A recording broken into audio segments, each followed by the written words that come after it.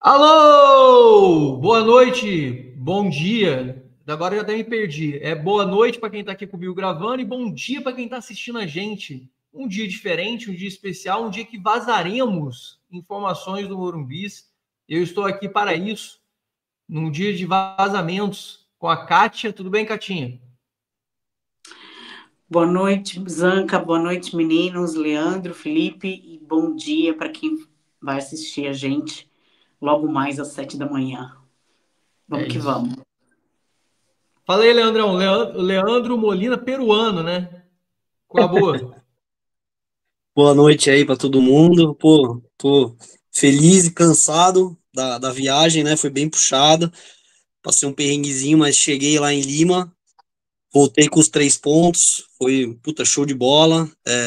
Todo mundo lá numa sinergia monstra, a torcida com o time. Festa que teve depois do jogo lá. O time foi lá, cantou junto com a gente. A música nova, inclusive, que eu acho que vai pegar no Morumbi forte essa música. E, pô, feliz demais. Obrigado aí pela oportunidade de participar e vamos em frente.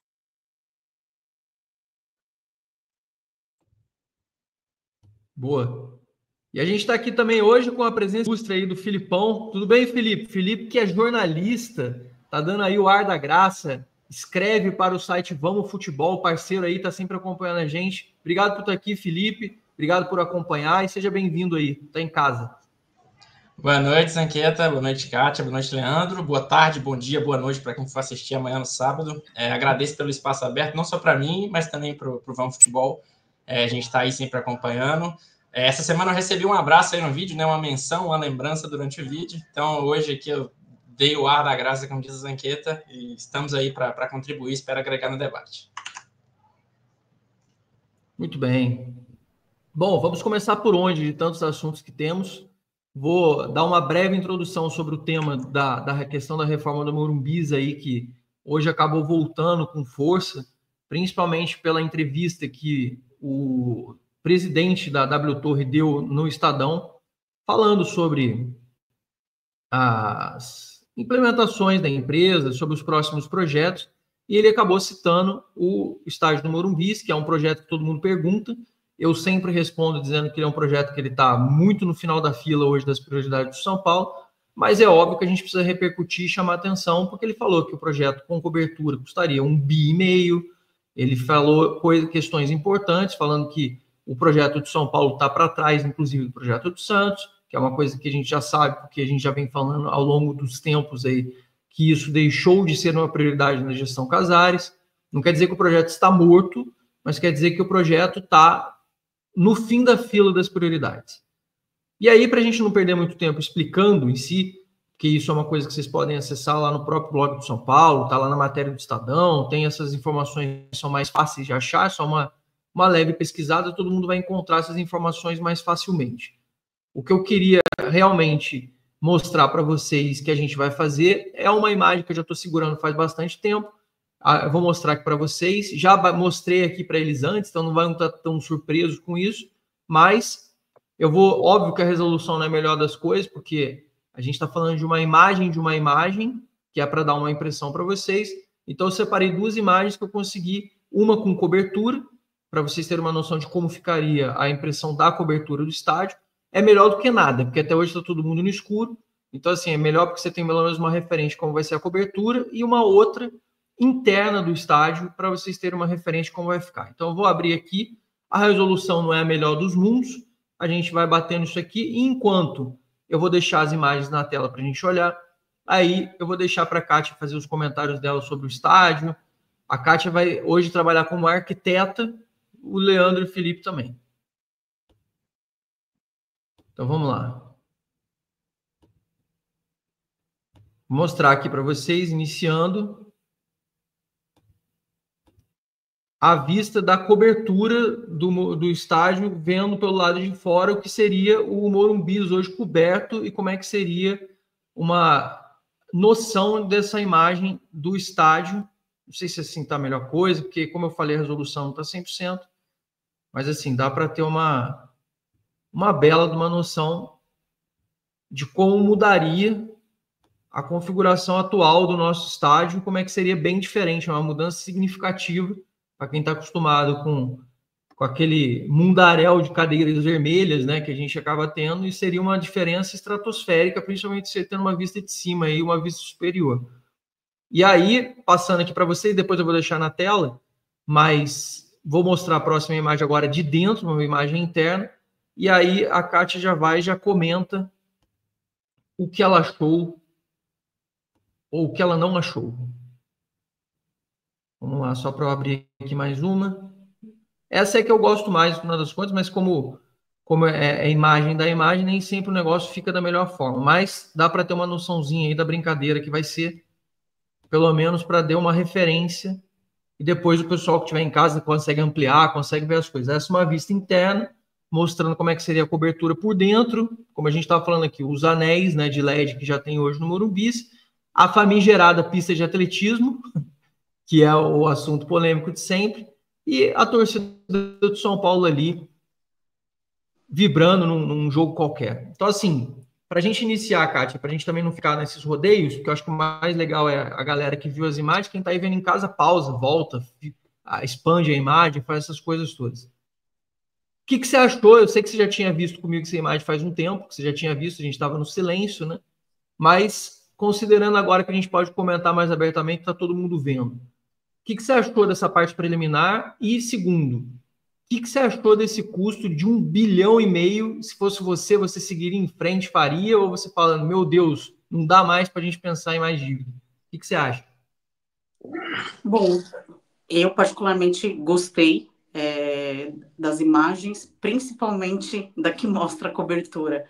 Que, assim, sempre que eu opino a respeito, eu comento disso, né? Eu sou saudosista, eu sou muito criticada por isso, né, e conservadora nessa questão do estádio. Eu não acho, por exemplo, que se tem que demolir o estádio. Eu acho que dá para aproveitar a estrutura, e é o que está sendo proposto. Então eu fico bem feliz de ver essa imagem, e o que eu mais gostaria que o Morumbi tivesse, e que venha a ter, é realmente uma cobertura. Então, gostei dessa proximidade aí com o campo, e eu manteria a pista de atletismo, que é o que está na proposta aí, indo na contramão da maioria dos colegas, né? Porque isso é uma pauta bem polêmica, muita gente não gosta, né? Quer tire para ficar mais próximo ainda, virar caldeirão e tal. Eu particularmente gosto. Mas é só minha opinião, né? Eu não mando nada, e enfim, né? Já vou avisar, porque normalmente tem um ou outro comentário ali me criticando. Sobre o 1 bi, né?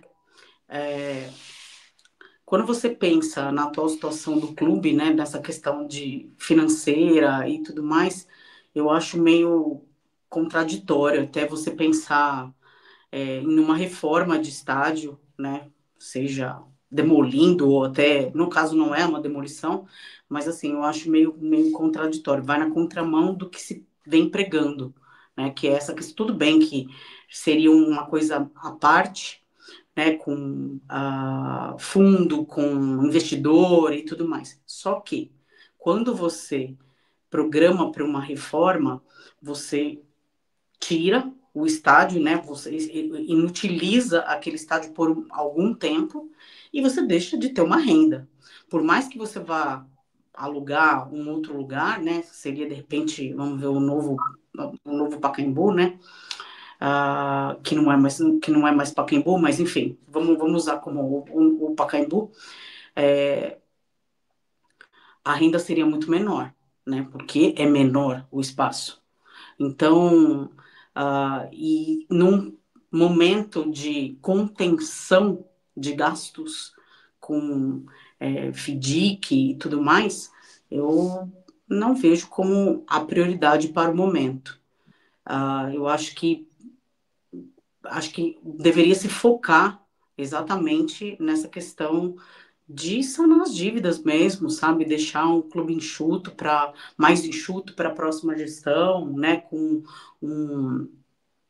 um déficit menor do que vem acontecendo, porque só vem aumentando, né, ao longo dos anos. Eu acho que o foco deveria ser esse.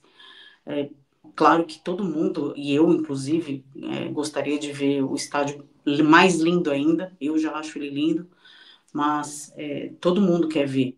E isso seria um atrativo, inclusive, mas para o momento e para a situação do clube, eu deixaria para num próximo momento, Zanca.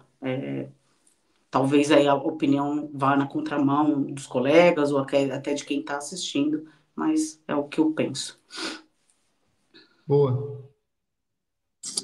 E aí, Leandro, e você, meu amigo? O que que você acha aí do que você está conseguindo ver das imagens, né? Porque para mim aparece aqui, pelo menos de uma forma diferente, não sei como é que até onde você está conseguindo ver, mas o que que você conseguiu ver aí? Como é que você imagina se você estivesse chegando para ir para o estádio hoje, você falasse assim, puta merda, o Morumbi que eu conheço e o Morumbi que os caras estão planejando. Bom, vou falar primeiro da parte estética, né? O que que eu acho? Eu, particularmente, eu vou bastante no Morumbi, praticamente todos os jogos eu vou. Leandro, até porque eu li hoje também, o cara da W Torre, você já tinha falado, o cara da W Torre hoje falou que a parte mais custosa é a cobertura. Eu não vejo necessidade da cobertura, sendo muito sincero. Óbvio, é um conforto a mais? É um conforto a mais. Mas, cara, de verdade, dias de jogos, quantos jogos que chove, né? Se você for pegar o universo de jogos no Morumbi no ano, são pouquíssimos. Se for 10%, eu acho que é muito. E não vejo essa necessidade. É uma coisa que eu tiraria. Óbvio, fica bem bonito? Fica. Mas, fazendo um parênteses, eu estive no final do ano em Buenos Aires e visitei o Monumental, né? Porra, fica show demais, sabe? Eu acho que não é algo que me agrada tanto. Eu vejo algumas outras necessidades. Por exemplo, a pista de atletismo eu arrancaria fora. Não vejo necessidade nenhuma nela. Mas, como a gente falou antes do vídeo, tem tantas coisas que vão ter que ser discutidas para isso sair do papel, que de fato, tipo, dane-se a pista de atletismo, sabe? Tipo, é uma coisa muito pequena entre tantas coisas importantes que vão ter que ser discutidas e aprovadas, que, tipo, paciência, sabe? Deixa a pista e vamos para frente. Eu acho menos, eu tiraria, no caso, a cobertura, né? Mas, obviamente, ficou lindo o projeto, não tenho o que falar. Aí, já entrando na parte financeira, eu acho que é algo que o São Paulo não tem como fugir dessa modernização do Morumbi. Até para o São Paulo mudar um patamar de receitas, poder pensar lá na frente, eu acho que isso é inevitável. Mas, aí, indo na linha da Kátia, 1,5 bi para um clube que está devendo 1 bi hoje, é foda, cara, né? É muito dinheiro. Aí entram outras coisas, como você não poder jogar no Morumbi, se for jogar por uma parte só, aí você vai alugar um Pacaembu, é bem menos gente. Você abrir a mão de receita num momento que o clube deve 1 bi, eu acredito que, como inclusive você disse, não vai ser para esse ano, e talvez seja debatido no ano que vem mesmo, para sair depois, enfim.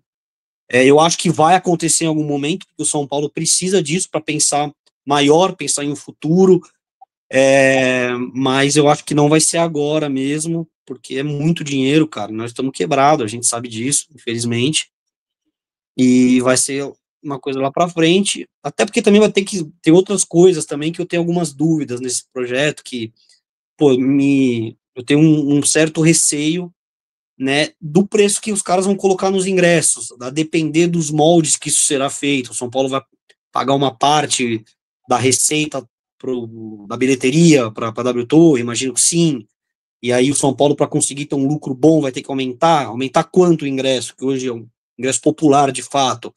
Isso é uma coisa que me preocupa muito, né? A gente vê o Allianz, por exemplo, que, cara, é um estádio completamente gelado, porque foi elitizado. Eu tenho amigos palmeirenses que, cara, os caras não conseguem ir 2 jogos no mês, porque o cara vai em um jogo e gasta 300 pau, pô. A realidade do brasileiro, ela é complicada, né?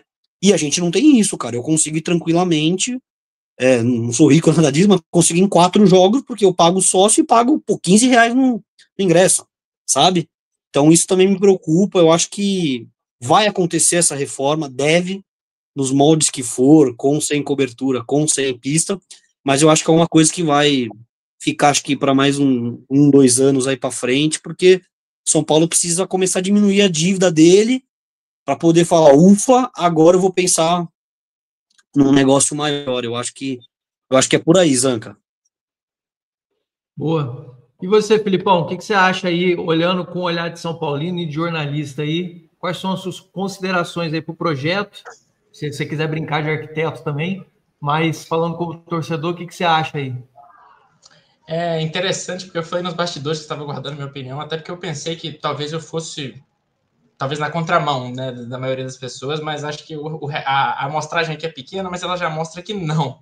Porque, estaticamente, eu acho que a gente tem pouco a discutir, as fotos, as imagens são bonitas, você vai ter a aproximação das arquibancadas ainda aqui no limite, né, desse projeto, no limite da pista de atletismo, você vai ter, né, todas as questões de aparelhagem mais novas, de cadeira até a cobertura, aí também cabe a discussão que o Leandro falou de cobertura é necessária, não é necessária, enfim, acho que do ponto de vista estético a gente teria muito pouco a questionar, por mais que as fotos não estejam, né, na melhor resolução, etc.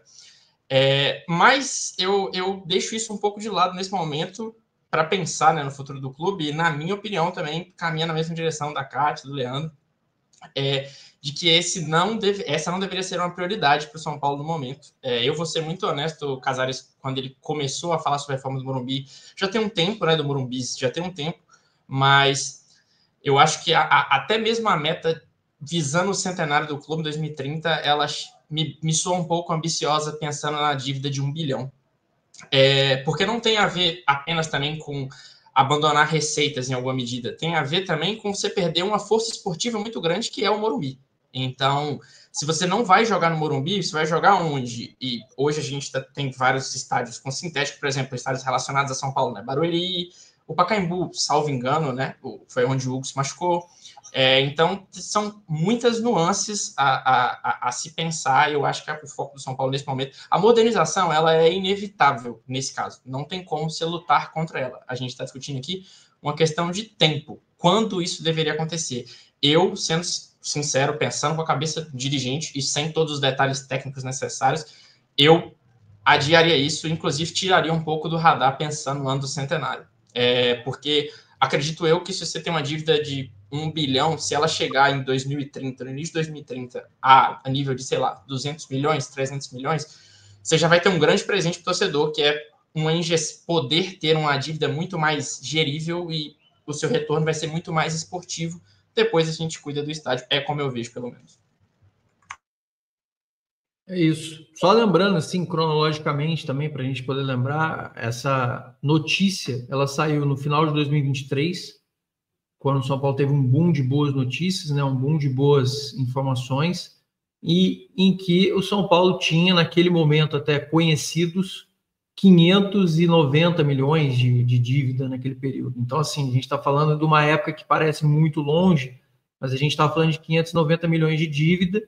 Aí você faz uma estimativa de 500 milhões de reais para fazer uma reforma de estádio que sem cobertura, por exemplo, sendo que você vai aumentar para 85 mil lugares e tudo, você fala assim, pô, até faz sentido, mesmo que eu fique com uma dívida de 1 bilhão e tal, mas eu vou ter, sei lá, 20 anos para pagar, eu vou ter um período grande e vou transformar o Morumbi no palco de show. Quando você já parte da premissa que você já está devendo 1 bilhão e você vai agregar mais 1,5 bilhão com cobertura, que é o que a W Torre está pretendendo fazer, você fala assim, cara, não vai rolar, porque assim, eu estava falando, a gente estava pensando em subir a dívida para 1 bilhão e pouco. Só que a gente chegou em 1 bilhão e pouco sem fazer nada. Então aí já a mudança de planos, eu acho que na mente da maioria dos torcedores, ela também se deve a isso. Eu, pelo menos, atribuo a este fator dessa mudança especificamente. No que tange, a gente está falando sobre o futuro das coisas, eu digo para vocês o seguinte, não vejo, neste momento, e ainda reforço, nos discursos do próprio Casares recentes, eu volto a repetir, isso é muito importante que as pessoas prestem atenção. O Casares falou até os últimos discursos do fim de 2024 sobre um tripé nesse segundo mandato. Finanças, Cotia e Morumbis. Nessas últimas entrevistas que ele deu neste ano, pelo menos as duas últimas, você já vai notar que ele falou as bases do meu mandato neste segundo mandato serão finanças e Cotia. singelamente foi suprimida a reforma, como eu já venho falando nos vídeos. Quem acompanha aí, quem consegue acompanhar, sabe disso, já consegue prestar atenção e já tem essa percepção aí clara sobre esse assunto. Kátia já foi lá tomar o goró dela lá, já pegou o negócio, já simboliza que a gente vai mudar aqui, fazer uma virada pelo amor de Deus. Água ardente. Não é, eu juro. Apesar de eu estar vermelha, não é água. E a gente, então assim, esse assunto do Morumbis é legal, a gente tem que tocar, eu não posso deixar de bater nele e deixar de mostrar aqui para vocês, para a gente poder conversar e poder interagir sobre isso, mas também não vou mudar em uma vírgula do que eu venho falando nos vídeos, que esse assunto é um assunto que está meio que para trás, está meio escanteado. Bom, seguindo em frente, porque a gente tem muitos assuntos, eu vou puxar o assunto mais polêmico depois desse negócio da reforma. Tenho certeza que quem está assistindo a gente em casa, todo mundo tem uma opinião, tem milhares de questionamentos e um monte de questões para também pontuar, mas a gente tem vários assuntos para a gente seguir em frente. O principal deles, muito bem falado até pelo Felipe aqui quando a gente estava aqui nos bastidores para entrar, foi sobre a questão da proposta do Matheus Alves, que também gerou muita polêmica hoje nos torcedores. Por quê? Toda semana aqui, no vídeo dos membros, a gente bate na tecla de que vamos ter que vender um jogador, que a gente vai ter que fazer uma movimentação financeira, que a gente vai sangrar, etc. Mas as pessoas sempre têm uma relutância, né? Sempre tem um desgaste com relação a esse assunto. Hoje o André Hernan noticiou que o Matheus Alves tem uma sondagem, vamos colocar assim, tem uma perspectiva de que chega uma proposta do CSKA da Rússia, o que eu particularmente não acho que vai acontecer, já deixando claro aí para todo mundo, por dois motivos. Bertolucci tem muita influência em melhores mercados da Europa, e segundo, que o Matheus Alves jogou meia dúzia de jogos agora, e assim, está crescendo ainda, ele tem muito para mostrar. Ele não vai queimar cartucho de deixar de fazer uma venda de, sei lá, 150 milhões, se ele conseguir, ou mais, para vender ele por 64 fixos com 32 variáveis no final das contas. Mas, partindo da premissa que o São Paulo tem que vender, né, Felipe? A gente sabe que nunca é uma coisa totalmente descartável. Só recordando, a gente tem Antony, a gente tem Sara, a gente tem Cauê, que está no Mafra, a gente tem Nestor e a gente tem Galopo. Se tudo der certo, o São Paulo só com essas negociações já bate em 80 milhões dos 85 que precisa. Se fosse você esperaria para ver o desenrolar da janela antes de fazer alguma movimentação, ou você acha que dá para, de repente, fazer uma composição do Matheus Alves e falar assim, ó, eu te vendo agora, mas te libero, igual foi o Estevão, por exemplo, no meio do ano que vem, no final do ano que vem, ele fica aqui comigo mais 1 ano e meio, e aí o São Paulo não perde tanto. Como é que você enxerga isso? Como é que você faria sabendo que você tem que fazer um malabarismo entre grana e desportivo do São Paulo? Então, são pontos um pouco diferentes aí. É engraçado, porque há alguns dias você já vem falando já há meses, outras fontes também, da necessidade do São Paulo de vender no meio do ano, né? Por exemplo, o André Silva já esteve nesse radar. Hoje já é difícil pensar em uma venda do André Silva do ponto de vista esportivo. E aí fica também muito difícil de fugir dos 3 meninos recém-promovidos, né? Rian, Lucas e Matheus. E eu respondi uma enquete para ver o resultado da enquete há um tempo atrás, que era de qual dos 3 a torcida entendia como mais negociável, né?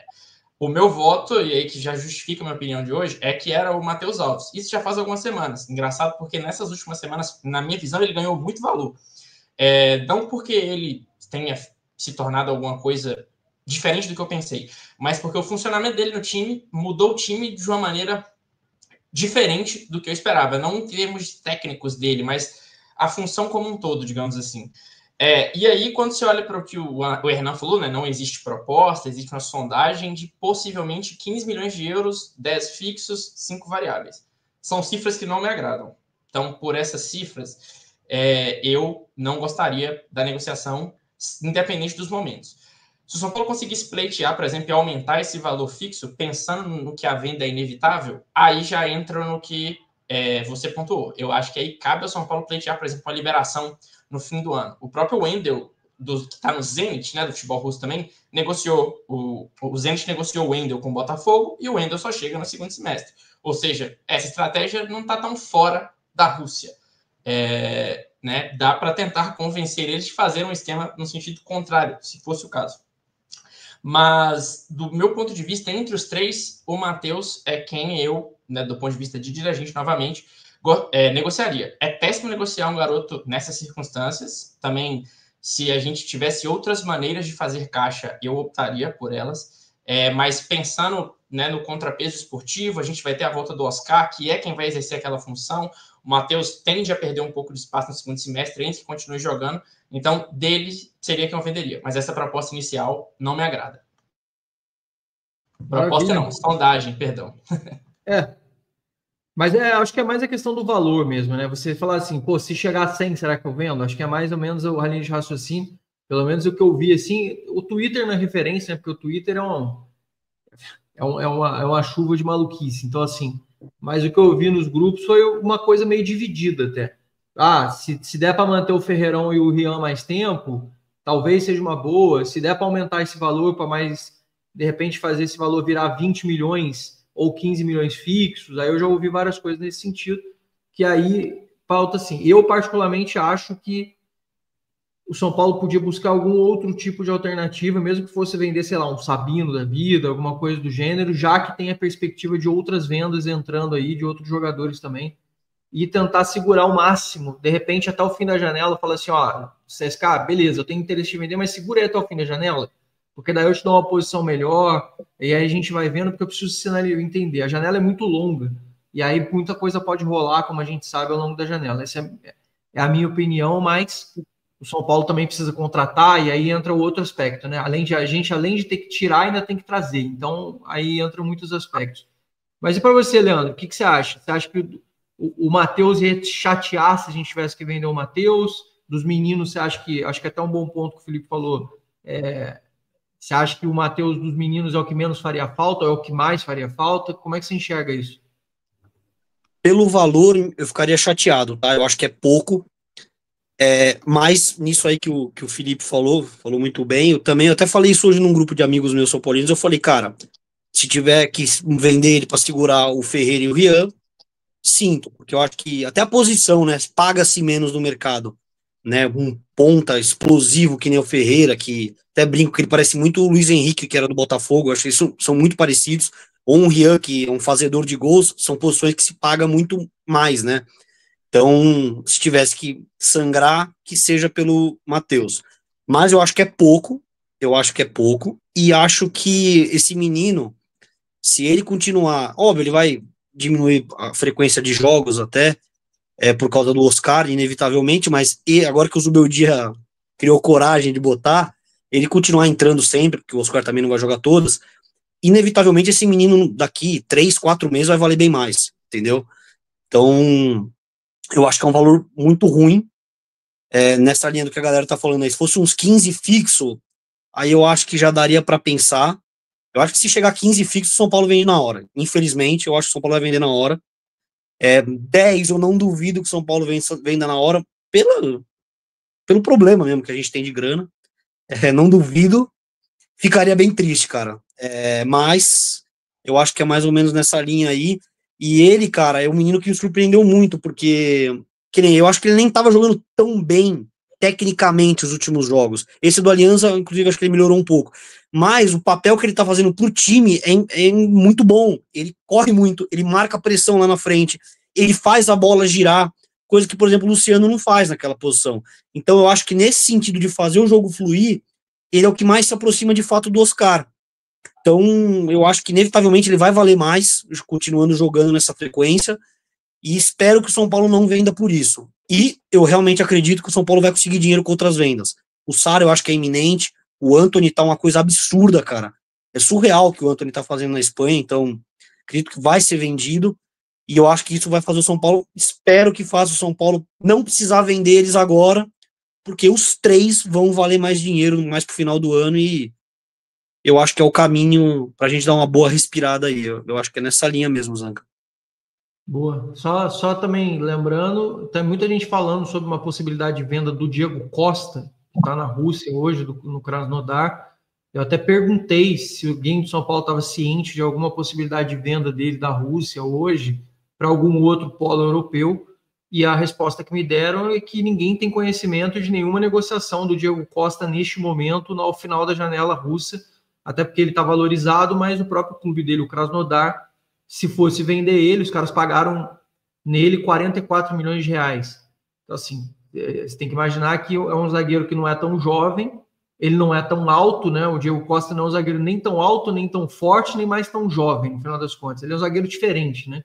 Então, assim, ele é específico, ele está fazendo uma grande campanha realmente na Rússia, mas a Rússia é um futebol, assim, comparativamente na Europa, é igual ao Portugal, por exemplo, que está aqui. É um futebol de um nível mais baixo comparado com Espanha, comparado com as 5 principais ligas, né, que é o chamado EFIX.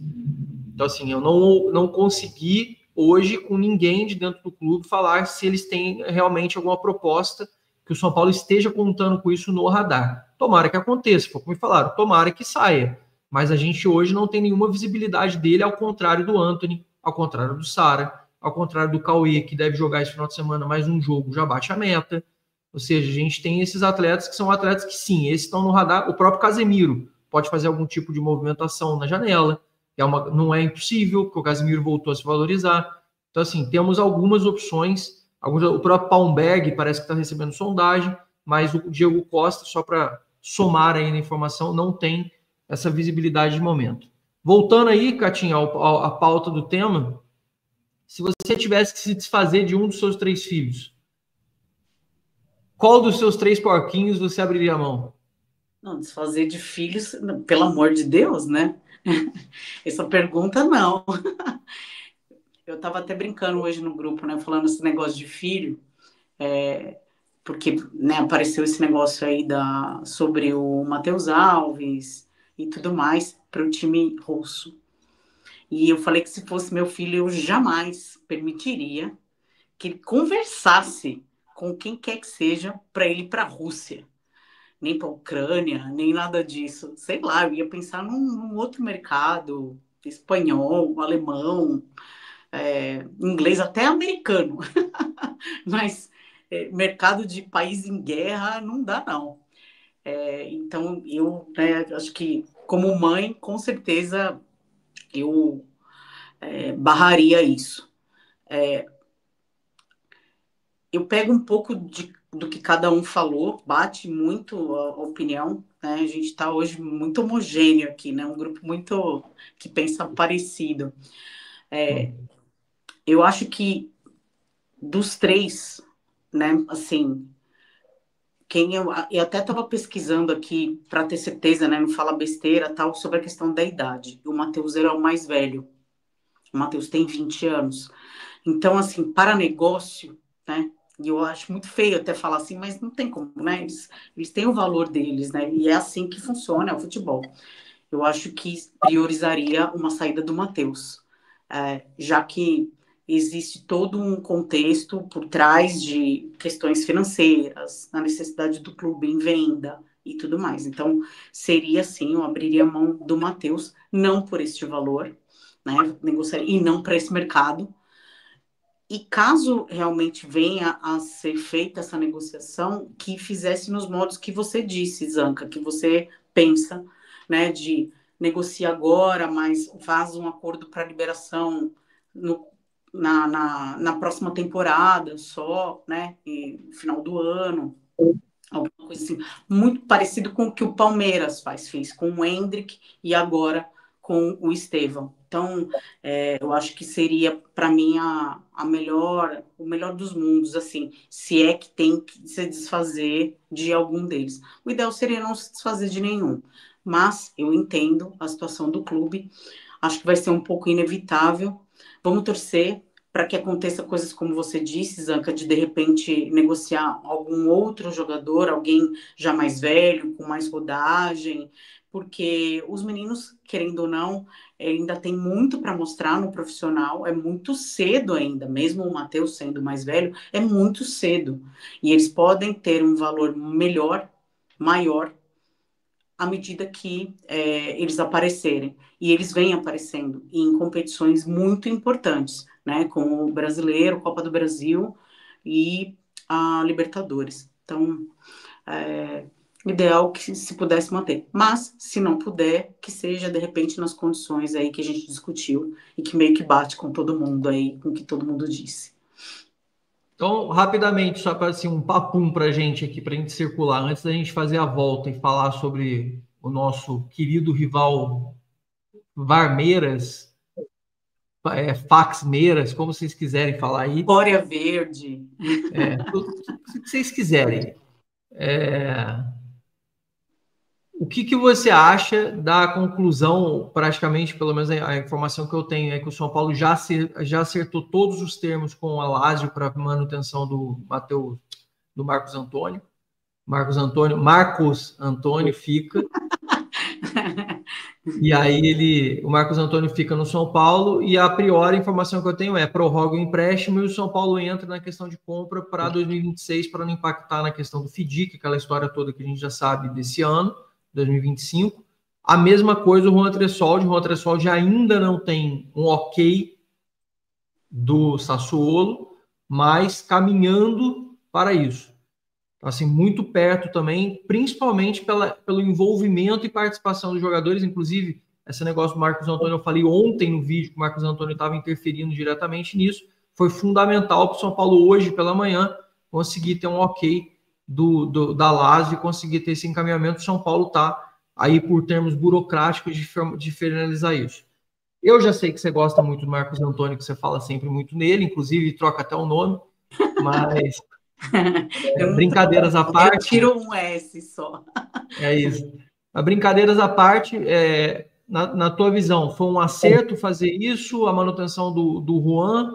Como é que você vê isso para a gente dar essa circulada e depois a gente entrar no assunto do Palmeiras aí no final de semana? Excelente, excelente. Bom, eu já falei em vários vídeos sobre essa questão. Eu acho que ambos surpreenderam. Eu sou uma que caiu aí na vala de criticar sem esperar. E normalmente eu não faço isso, mas no caso dos dois eu acabei criticando de forma precoce e tô engolindo aqui, né? Pagando a língua, como dizem. Acho essencial. Que bom que se está acontecendo essa negociação num molde que caiba no bolso, né, digamos assim, do clube, né, com renovação de empréstimo e depois, né, negociar para comprar mais lá na frente e tal. Eu acho que é bacana, que bom que está sendo feito isso. E são dois jogadores que hoje são essenciais dentro do time, são essenciais, não tem o que falar. O Juan, pelo menos há uns 3 jogos, ele vem salvando o São Paulo, né, assim, inclusive até de derrota. E o Marcos Antônio, ele virou um motorzinho ali, junto com o Alisson. Acho que casou bem a dupla. Óbvio que tem aí a volta do Maia e algumas coisas podem mudar, mas assim, a gente vai passar a ficar muito bem servido. Na contrapartida de ter perdido o Luiz Gustavo, a gente tem aí essa boa nova de ter aí esse prosseguimento aí com o Marcos Antônio. É isso, estou bem feliz com ambos. Boa. E para você, Leandro, como é que você vê essas renovações aí, esses prosseguimentos de contratações dos dois jogadores, que até pouco tempo atrás era uma polêmica absurda, mas que agora parece que está um pouco mais... A galera está aceitando um pouco melhor a permanência deles porque eles se tornaram mais importantes, né? O Marcos Antônio também entra, né, no grupo dos que criticaram e pediu desculpas depois, porque de fato ele não estava jogando bem. Eu acho que até, cara, o que mais favoreceu o Marcos Antônio, não sei se vocês concordam comigo, foi a mudança e aí o Zuba fixar o 3-5-2, porque o Marcos Antônio, na linha de 4, cara, ele fica com muita preocupação com a marcação e ele não marca bem, ele não é um grande marcador. Com 3 zagueiros, eu acho que ele fica mais confiante e também com menos preocupação. Então, eu acho que isso foi fundamental para ele subir muito de produção. Hoje, cara, eu acho que até não sei como vai ser com o Pablo Maia voltando, porque acho que não dá para tirar ele do time. Ele e o Alisson, eles se completam, eu acho fantástico. É um jogador novo, não tem histórico de lesão, e, cara, claramente gosta de estar aqui, né? Mesmo quando o São Paulo contratou lá, o Plihal falou, acho que talvez você também tenha falado, não lembro, que é um jogador são paulino de infância. Então, eu acho que a dele não tem nem o que discutir. Eu acho que é um acerto, principalmente pagando depois só. Agora, o Juan, cara, eu sou um pouco corneteiro com ele, eu não confio nele. Não acho ele um mau zagueiro, eu acho que ele vem melhorando, mas eu ainda tenho dúvidas sobre ele, cara. Não é um zagueiro que eu ainda, falo, esse eu confio, que nem no Alan Franco, que nem o próprio Arboleda, Ferrarese, eu adoro Ferrarese. O Juan eu ainda tenho um pé atrás, que eu acho que tecnicamente ele é limitado. Mas ele, de fato, ele vem melhorando, ele é um jogador novo, então, assim, sei lá, como é uma situação que o São Paulo tem que resolver logo, né, porque acaba o empréstimo, não sei, acho que as pessoas que estão lá, eu acredito que vêm mais de perto, talvez enxerguem coisas que eu também não enxergo, né, além da parte de campo. De fato, ele vem, como eu falei, vem num crescimento. A dele eu sou um pouco pé atrás, tá? Não vou te falar que eu concordo 100%. Mas o do Marcos Antônio, para mim, é um baita acerto e o São Paulo foi muito bem nessa aí, o Zanca.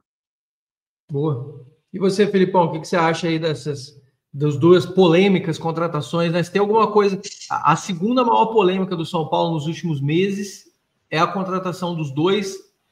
Só perde para Zubeldia, para quem é Zuba Lovers, Zuba Haters, essa coisa. Só perde para esse tópico. Na tua opinião aí, o que você acha? Você vai com os relatores ou nessa daí você está contrário? Eu estou um pouco mais na direção do que o Leandro falou. Eu acho que tem que analisar, né, cada um questões diferentes. Entendo, inclusive, a compra dos dois, isso é importante, porque é a renovação do empréstimo. Isso é um detalhe, inclusive, que não ficou claro, não sei se foi só para mim, acho que também vocês, né, que a parte da apuração que você tiver, cabe pontuar, porque no entendimento que eu tenho hoje a renovação do empréstimo, ela já está condicionando uma compra obrigatória dos dois em 2026. Então você... É isso, né? Então você já está comprometendo o seu orçamento de 2026. E aí eu acho que são divididos em partes. Ambos se tornaram jogadores muito importantes nas últimas semanas, assim, não tem nem como negar isso. O Juan, por exemplo, eu também sou uma pessoa, tanto como torcedor quanto como jornalista, né, muito difícil dividir isso. Tenho mais ressalvas a Juan.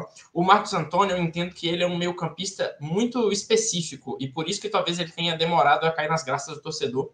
É um estilo de jogador, inclusive, que eu entendo que falta muito no Brasil, que o Brasil já teve muito, que é o jogador que dosa muito o tempo do jogo. Ele não é aquele meia que toda hora, aquele volante que vai achar para ser aquela pifada, que vai quebrar a linha a todo momento. Ele faz isso, mas ele não faz isso a todo momento. Ele é um jogador que vai te ajudar a se defender mantendo a posse. Então, ele consegue fugir da pressão, ele consegue dar os passes rápidos, e nisso eu acho que ele contribui muito. Tem uma idade ainda acessível, não acho absurdo que o Marcos Antônio, por exemplo, seja comprado e seja vendido daqui 2-3 anos, se tiver continuidade, vem bem. Então, acho que essa renovação dele para a futura compra está muito bem feita na minha avaliação. Já pensando no Juan, aí também não tem a ver apenas com essa questão do jogador. Acho que o Juan tem feito por merecer, entre aspas, se manter. Mas eu acho que pensando na situação financeira do clube, aí também a gente volta naquela mesma situação do Alves, né? Não é o que você quer, é o que o clube precisa, é como você entende essa questão do esportivo com o financeiro. Eu acho que o Juan, ele é um jogador que viabiliza a nossa linha de 3, porque a gente precisa ter zagueiros em volume, né? Ironia, inclusive, porque no início do ano era linha de 4, muita gente pedia linha de 3. Eu também acho que faça sentido, mas com o Ferrarese ganhando cada vez mais passe de lateral, você perdeu o Juan, significa ter menos um zagueiro, e aí você deixa o elenco ainda mais curto. Então, na minha visão, se não daria para renovar com ele apenas pelo empréstimo, caberia ao clube buscar mais um zagueiro. Não sei se na base tem alguém pronto. Nesse momento, inclusive, não me parece. Mas buscar um novo empréstimo de um outro zagueiro para fechar o plantel. Eu não comprometeria esses mais 25 milhões, 27, para fazer a compra dele no próximo ano. Mas eu entendo a necessidade do São Paulo e, enfim, é um jogador, como eu falei, ganhou importância e tem jogado bem, na minha visão. Boa. Comentários muito bons aí, como sempre. Aí, é o que eu falo para vocês, eu volto a repetir, tá? Isso aí não é fazer média com ninguém. Eu acho que vocês que estão aí, vocês sabem muito bem disso. Cara, você assiste um programa esportivo, assiste uma ESPN, seja qual for, Sport TV, o nível dos comentários dos caras, principalmente relacionados ao São Paulo, quando você pega uma galera comentando, igual a gente faz aqui, para mim, assim, até me excluindo, me boto fora do assunto, boto a galera que fala, torcedor, é muito mais gostoso, é muito melhor a gente ver a galera falando, a galera comentando, do que você ver essas mesas redondas e com os caras qualquer asneira. Eu vou dar um exemplo para vocês.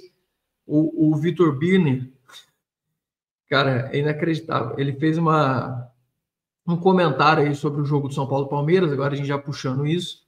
Ele fez o comentário seguinte: a diferença do elenco do Palmeiras e do São Paulo é uma viagem de joelhos da Terra até a Lua.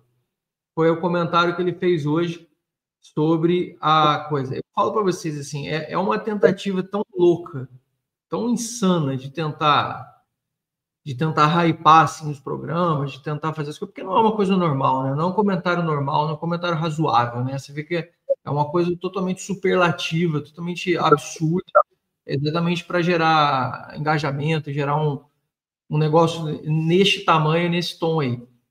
E aí, Felipe, já entrando para você aí nesse assunto, vou fazer duas perguntas que aí você desenvolve e discorre como você achar melhor. A primeira, acho que a principal polêmica para o jogo especificamente é: usar ou não usar os jogadores que têm tendência à lesão e se machucaram recentemente? E o que você espera com ou sem esses jogadores para essa partida, sabendo que o São Paulo está aí com uma sequência de empates gigante e, bem ou mal, o Palmeiras é o líder do campeonato jogando no sintético. Então não são respostas fáceis, nem os do Beldia nas decisões deles são simples. É óbvio que a gente vai estar aqui do nosso lado e a gente vai falar: mas podia ter feito isso, podia ter feito aquilo. Eu, particularmente, digo para vocês, não tem solução certa, porque qualquer solução que você escolher, você tem a chance de ter um erro gigante, como você tem solução de ter um acerto muito grande. Você pode botar um jogador desse machucar, você pode botar um jogador desse perder o jogo e o cara ainda ficar desgastado, você pode ir para um jogo desse e não levar esses jogadores e ficar com aquela sensação, puta, podia ter ganhado. Então, assim, sempre tem aquela sensação, porque o futebol é o que a gente sabe, é totalmente imprevisível e maluco. Partindo dessa premissa, como é que você partiria? Você usaria, mesmo que alguns minutos, esses jogadores, usaria mais tempo no sintético? E o que você espera do jogo em si, com ou sem esses atletas em campo?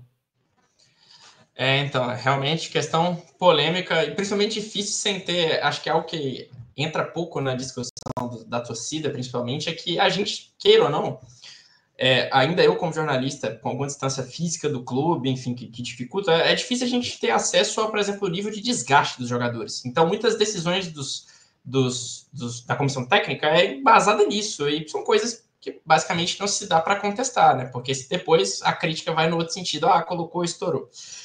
Pensando aqui com o que a gente tem hoje, a minha postura é: dos jogadores que ainda não tiveram minutos desde que voltaram, ou seja, Pablo Maia, Arboleda e Oscar, nenhum deles eu usaria no jogo, deixaria em casa. Penso, inclusive, que o jogo contra o Libertad, no meio de semana, é muito melhor para esses jogadores entrarem, porque a gente já está sem muita pressão na Libertadores, já tá fora de pressão, digamos assim. A pressão que existe é a vitória em casa, e aí sim, eles podem ser importantes, mas acho que é muito melhor dar minutos para eles nesse jogo. O Lucas é o único que, como já teve minutagem, eu levaria para o jogo para começar no banco.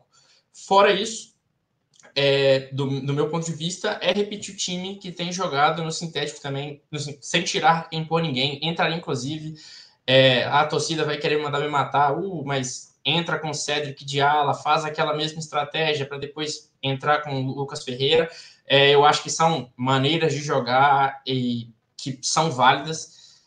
Não dá para colocar de peito aberto contra o Palmeiras, principalmente apostando em jogadores tão jovens que, você entra, o Ferreira tem um jogo ruim, o que seria normal, o Alves tem um jogo ruim. Se você tem um time muito exposto para corrigir, você vai ter que voltar no segundo tempo já provavelmente com alguns gols levados, 1-2, então é muito mais difícil. Então o que eu faria é manter o time, por exemplo, do Alianza Lima para jogar contra o Palmeiras, só o Lucas dos lesionados no banco, e aí, óbvio, entenderia que essas decisões que essa não seja a linha não de pensamento, mas não seja a linha de ação, dependendo do desgaste.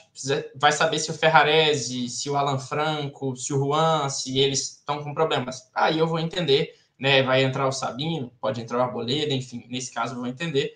Mas o meu plano inicial de ação seria esse: repete o time de Alianza, só o Lucas no banco, os outros descansam e jogam contra o Libertad. Maravilha. E você, Leandrão? Qual a tua análise aí desse complexo e complicado jogo aí contra o nosso arquirrival? Zanca, eu vou começar com uma parada que pode até parecer meio clubismo, mas é verdade, é algo que eu sempre falo, desde que eu me entendo por gente, por meus amigos, por meus pais, que o dia que eu tiver medo do Palmeiras, podem mandar me internar.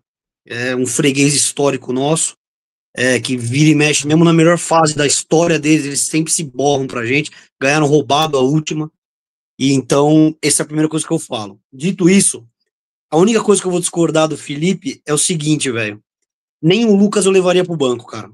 Nem levaria, deixa ele treinando no domingo. Esquece, Lucas, cara, eu pouparia o Alisson, pouparia o Alan Franco, que é primordial. Sabe, porque além de tudo, é o último jogo que o São Paulo faz esse ano em sintético, cara. Porque a gente já jogou com o Botafogo, a gente já jogou com o Galo, e acho que não tem mais ninguém, né, na Série A que tem sintético. O Atlético Paranaense caiu. Então, cara, eu acho que é um risco completamente desnecessário. Tudo bem, é um clássico e tal, mas se ele fizer um time jovem, com a molecada, 3-5-2, o que ele tá fazendo, sem inventar, cara, dá uma rodada, põe o Sabino no Alan Franco, bota a molecada. Cara, a gente jogou com o time misto no Allianz na primeira fase do Paulista, empatamos, quase ganhamos, que o Everton fez um milagre na defesa no Lucas no final do jogo.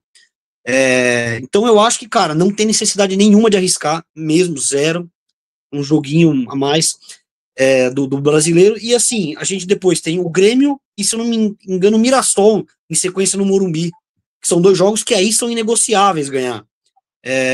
E o Libertad, obviamente, que, como o Felipe falou, são jogos excelentes para você colocar o Oscar, o Arboleda, o Lucas, né? E depois o Mirassol no final de semana, e depois o Grêmio, e depois o Mirassol.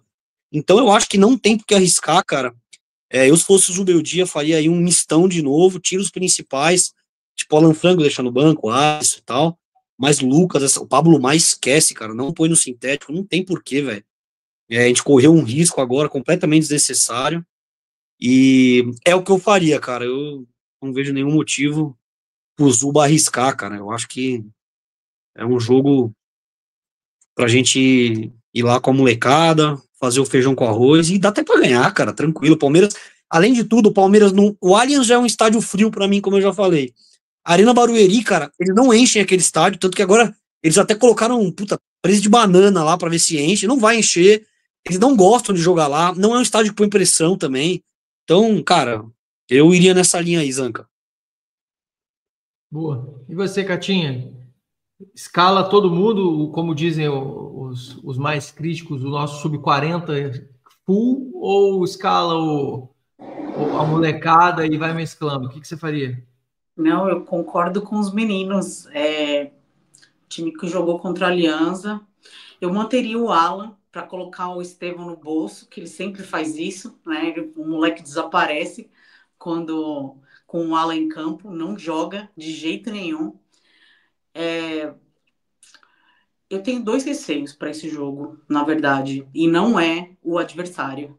Na verdade, os meus receios são o sintético em si, que por tudo que a gente já vem falando, praticamente todas as lesões que aconteceram foi nessa porcaria desse tapete, e arbitragem. Então, o meu receio tá por conta desses 2 tópicos. Assim, com relação ao time do Palmeiras, eu não acho que o time que jogou contra a Alianza, por exemplo, vai tremer ou vai ter grandes dificuldades. Pode até perder, mas vai vender muito caro a derrota.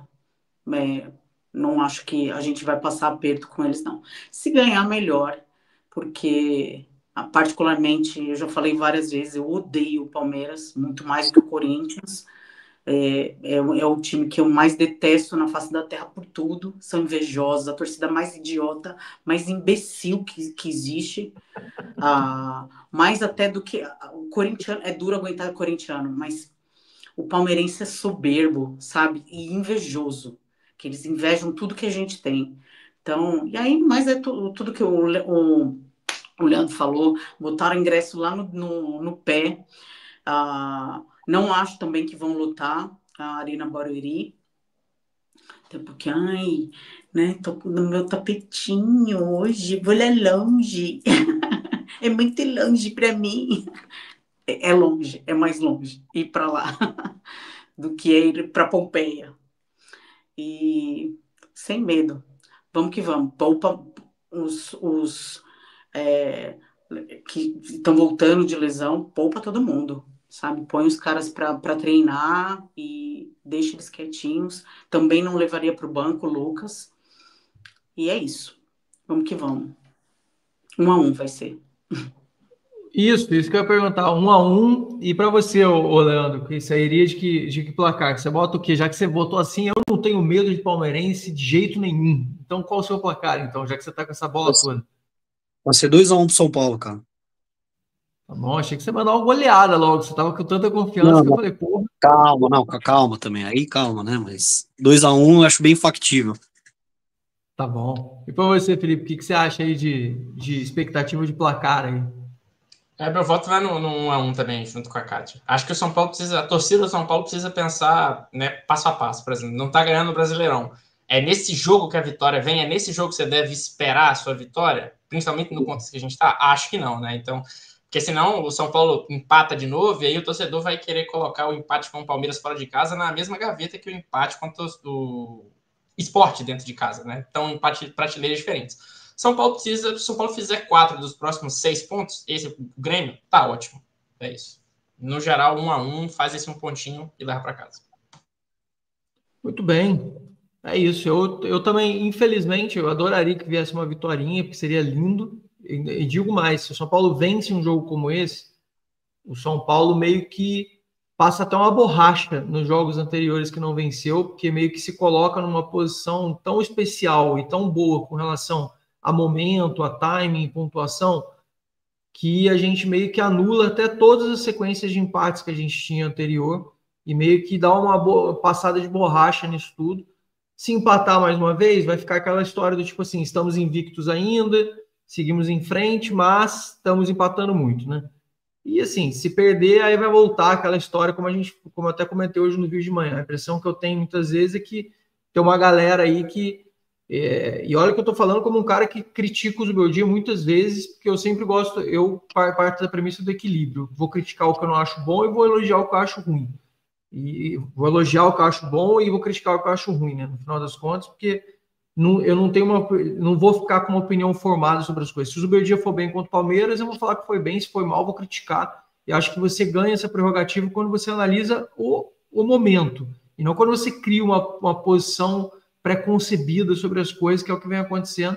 Mas eu já vi muita gente, até falei, não faça isso. A provocação de São Paulinos questionando, agora fala aí do Zubeldia. Porque daí pede no domingo, o cara tá ali debaixo da mesa, tá ali atrás da moita, na viradinha ali, ó, o cara vai passar na esquina, vai tomar uma marretada ali depois, ó, tá vendo? Agora perdeu. E assim, não se ganha nada com isso. A gente, São Paulino, brigando um com o outro, não vai chegar a lugar nenhum. O bom é isso aqui que a gente fez hoje, isso que a gente vem fazendo aí há 12 semanas, que é bater papo, trocar ideia, falar de São Paulo, coisas construtivas, coisas bacanas. E tenho certeza que a gente vai conseguir coisas mais edificantes daqui para frente. Como todas as semanas, eu lamento muito. Se deixasse aí, eu ficava aqui umas 5 horas falando de São Paulo, ou nem parava, no final das contas. Mas é isso aí mesmo, é a horinha que a gente tem uma vez por semana para falar. E de coração, queria agradecer mais uma vez a Kátia. Catinha, obrigado aí mais uma semaninha. A gente conseguiu, hoje deu certo, gravou de novo. É isso.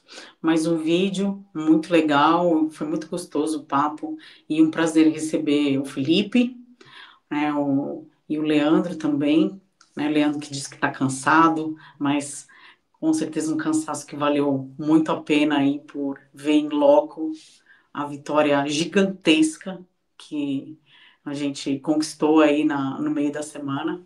Então foi um prazer bater um papo aí com vocês, ver até uma boa convergência de ideias, é muito legal isso. Não que as divergências fazem parte, a gente aprende, mas é legal também, né? Quando converge e sentir bastante isso. E é isso. Isanka, nem preciso dizer, sempre um prazer. O Leandro que está cansado aí com o Leandro que cansou do Peru, né, Leandro? Fala aí obrigado por ter ido aí com a gente. Os trocadilhos à parte, brincadeiras à parte, mas parabéns aí por ter ido, por ter viajado, por ter construído essa história, por ter construído uma história para contar. No final das contas, amigo, a única coisa que a gente leva são as memórias, são as as lembranças, os grandes momentos, principalmente com um time que a gente ama tanto, que é o São Paulo. É isso mesmo, Zanca. Eu sempre falo, cara, que a coisa que eu mais gosto de fazer na vida é viajar. Eu gosto muito de viajar. Falei, tava de férias lá nos Estados Unidos e pô, quando eu vi que as passagens estavam em conta com as milhas que eu tinha, eu falei, puta, não tô nem aí, cara. Vou voltar e vou lá pro Peru ver o jogo. E os caras, pô, você é louco, louco? Nada, cara. A gente só vive uma vez aí. Pô, sou apaixonado pelo São Paulo e foi demais. Tô morto, agora vou descansar, mas. Pô, obrigado também a Kátia aí por ter. Eu pude participar, não da maneira que eu queria lá no Peru, porque tava ruim a internet, mas eu consegui mandar um vídeo pro pessoal, consegui mandar umas fotos durante o dia lá no grupo também, na medida que deu, né, que o sinal deixou. Foi muito legal tudo isso, e obrigado, Zanca, pelo espaço aqui, é um altíssimo nível, papo, cara, como você falou mesmo, e o São Paulino normalmente, os São Paulinos são torcedores inteligentes, né, tirando o Twitter, que é um bando de louco retardado, terra de ninguém. O São Paulino é um torcedor muito inteligente, muito sabe o que fala, sabe a hora de criticar, e aqui foi altíssimo nível. Muito obrigado, valeu pelo espaço. Espero poder fazer outras vezes que eu for viajar, poder ajudar também, mandar as coisas e tamo junto. Domingo vamos ganhar, depois vocês vão lembrar de mim. Claro, com certeza. Felipe, você nem se fala, então, assim, parceiro aí que a gente está começando a construir, tenho certeza, você fala muito bem, tenho certeza que caras como você fazem falta na mídia, espero aí que você tenha uma ascensão grande, não só aí no Vamos Futebol aí, que tem uma galera do bem, uma galera legal aí que a gente está conhecendo, mas também aí nos próximos passos, porque estão faltando bons São Paulinos na mídia e bons São Paulinos com boas posições e posturas ponderadas, serenas, com análises claras, com análises isentas, que no final das contas visam sempre colocar. Ah, mas eu também sou torcedor. Tá bom, mas você consegue fazer uma análise sem fugir, né? Sem fazer análises assim, hiperbólicas, com análises esculachadas, assim, para que você faça aquelas manchetes terroristas, aquelas coisas que é o que mais a gente condena no final das contas. Porque o que é mais legal no final das contas é quando você passa conteúdo, quando você passa segurança, você passa certeza, você passa embasamento, aí sim você cativa as pessoas, pelo menos na minha opinião. Aí o cara fala assim, porra, esse cara aqui sabe o que tá falando, esse cara aqui pensa antes de falar, esse cara aqui tem uma reflexão interessante sobre o assunto, quero entender, quero ouvir a opinião dele, e você com certeza é um cara que vai cada vez mais encontrar teu espaço, e as pessoas vão conhecer cada vez mais aí no futuro próximo. Zanqueta, muito obrigado pelas palavras. Você, Kátia, né, pelo espaço aberto aqui. Eu espero voltar mais vezes. Leandro, aqui pela conversa também, de alto nível. É isso, assim, como torcedor, como jornalista, você não vai esperar de mim. Eu acho que eu, dentro do estádio especificamente, é uma coisa. Isso é difícil de mudar, de como você sente um jogo. Eu, geralmente, fico muito nervoso. Dentro do estádio nervoso, que eu falo de ansioso, não de alterado, me altero geralmente com o juiz, dificilmente você vai ver eu tentando detratar um torcedor, um jogador, ou enfim. Mas, então é isso, o que baliza, digamos assim, minhas opiniões é sempre a mediania, é o contraditório, até engraçado, a Kátia falou, hoje a gente vê aqui, convergiu bastante, espero que na outra eu venha aqui só para contrariar, para ouvir o debate, enfim. Mas agradeço muito pelo espaço, quem quiser acompanhar, siga lá nosso trabalho, vamosfutebol.com, não fala só sobre São Paulo. Eu sou quem estou lá escrevendo predominantemente sobre São Paulo, mas a gente tem outros redatores de várias outras equipes, e é isso. Muito obrigado pelo espaço, estaremos juntos numa próxima aí. Vocês têm rede social? Esse é o seu site, certo? Esse é o site. Então, é uma estratégia específica da qual não cabe tanto entrar em detalhes, mas a única rede social que a gente tem as redes sociais segmentadas dos times, tem a rede social do Twitter também. Acho que vai ser Vamos Futebol em todas as redes sociais, Twitter e Blue Sky, por exemplo, e no Facebook. E a gente também tem páginas segmentadas, por exemplo, que era Vamos São Paulo, vai ter Vamos Palmeiras, Vamos Corinthians, isso tudo segmentado para cada torcida, mas hoje está tudo centralizado no Vamos Futebol. Então, quem acompanhar lá, quem ainda usa o Facebook, quiser seguir checar no Facebook, ou as páginas de Twitter, Blue Sky, enfim, tá lá. Se não, o site está aqui, vamosfutebol.com, estamos por lá. Tá certo. É isso. A gente acompanha só você na página do São Paulo, tá, Felipe? O Palmeiras, o Corinthians, os outros, a gente fala assim, foda-se. A gente deixa para... a gente fala, mas o São Paulo a gente acompanha maciçamente. Fica tranquilo que você a gente vai ler. Muito obrigado. Já vai estar de bom tamanho, já vou estar agradecendo, não só eu, o Rogério também.